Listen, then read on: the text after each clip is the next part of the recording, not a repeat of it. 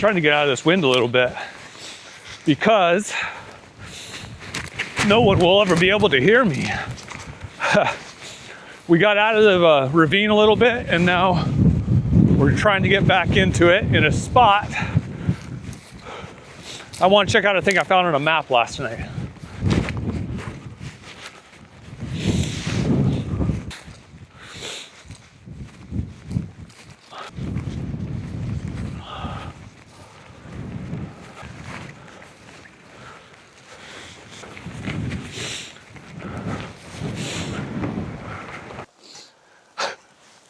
Oh, it's fun. Oh. You don't have to look so guilty. You can pickle all you want.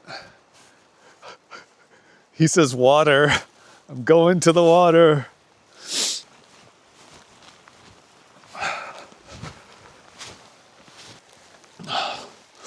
So we're here today to do two things. One is to show you something that I found up there that I don't really have any idea what it is. The other is to take a picture of this tree, my favorite tree. So I did this thing for a local Alaska television station. They were out here a couple of weeks ago and they were doing a kind of a entertainment piece on different places in Alaska, and Adak was one of them. And they talked to, I don't know, 5 or 6 people that live out here. I was one of them. It went pretty well. It's like a lot of things, you know, you shoot way more that ends up on TV. But I don't know, there was a couple things in it that were kind of like depressing. One of them was somebody kind of complaining about the weather, and the follow-up question I would have asked if I were the journalist doing this piece is like, dude, if you don't like some variation in weather, why are you living in fucking Adak, right? It's like, it's notoriously like challenging weather-wise, but I mean, that's the beauty of it, right? It's like, we're in this place right now. I'm gonna show you and as soon as I move the camera again, but this red rock, this tree kind of on the edge, just made me think of like why you would ever choose to live in a place that does have like challenging weather or is hard to get to. For me, it's easy. I mean, I was born here. That one too. Yeah, so I don't think about it very much. Now there's things that do have to be here, right? Like the tree I'm gonna photograph didn't ask to be planted here, but it was planted here to make the troops that were stationed here that had to be here feel more at home, to raise their morale. What they should have done is got like tons of these, right? Yeah, so anyways, I've been thinking about that, and I found something up here when I was doing the tree survey, which I'm still doing, of course. Not today though. Yeah, so anyways, we're gonna take a couple pictures, then I'll show you this thing, and kind of think about why, you know, I live here and why people would ever choose to be here that don't have to be here. So anyways, I'm gonna take a picture.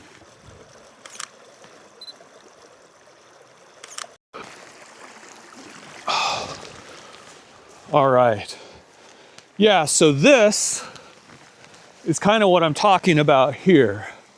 You know, this thing, it's my favorite tree on the island probably. And it's just because, I mean, obviously it's on the edge, right? It's like, I don't know how much longer it'll last. Don't even want to think about it, but it's perfectly happy, and it's more beautiful for being on the edge, right? It's more beautiful for how close it is to non-existence. Woo!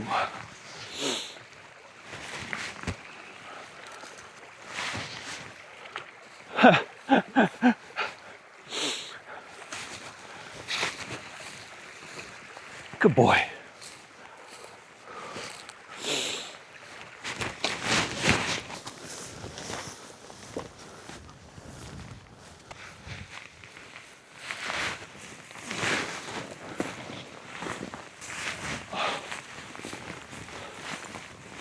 Like a monkey, I am.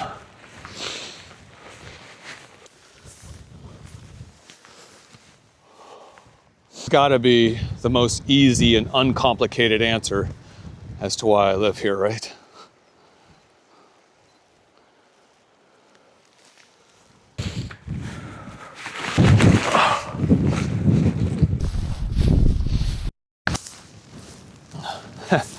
Continuing the theme of why I live here, but you know, it just changed completely from this morning. Frosty and cold when we were on the other side. And over here, now it's too hot to even work.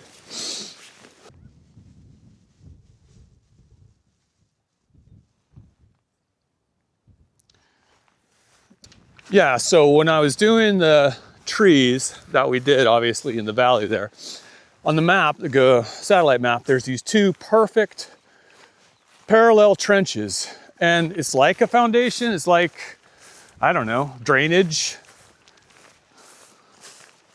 So you've got this one running over there, this one empties out into the drainage we were just in, and this one runs that way. It runs up the hill, there's nothing up there. I've seen these other places, I've seen them where they have tents, and so you'll see foundations of tents. They're easy to spot, and they'll be all along, and you'll have wooden walkways going in between them, but we're just out in the middle of nowhere, and we're cut off by that drainage over there. So it's a mystery. There's one more thing though. Yeah, so we're coming up on a thing that was obviously placed here, and there was need for it. There's a couple of things here. This utility pole, and that over there would be a high voltage thing. So they did have troops and stuff way over that ridge, and so they probably ran some power down along here from up the mountain. This though is just kind of out in the middle of the nowhere. But man, they built it so good. These things still come in and out perfectly. And this, I don't know, I hadn't seen before. And so, you know, this is probably part two of why I, you know, love this place as much as I do and still live here. It's like, I've been all over the island. I say that all the time. But these things, you know, I found on a map. You know, a lot of places, the longer you're there, the smaller they get. And Adak just proves over and over that, you know, it's almost the opposite of that. You're always finding stuff like this. And that's a great way to finish it. So until next time.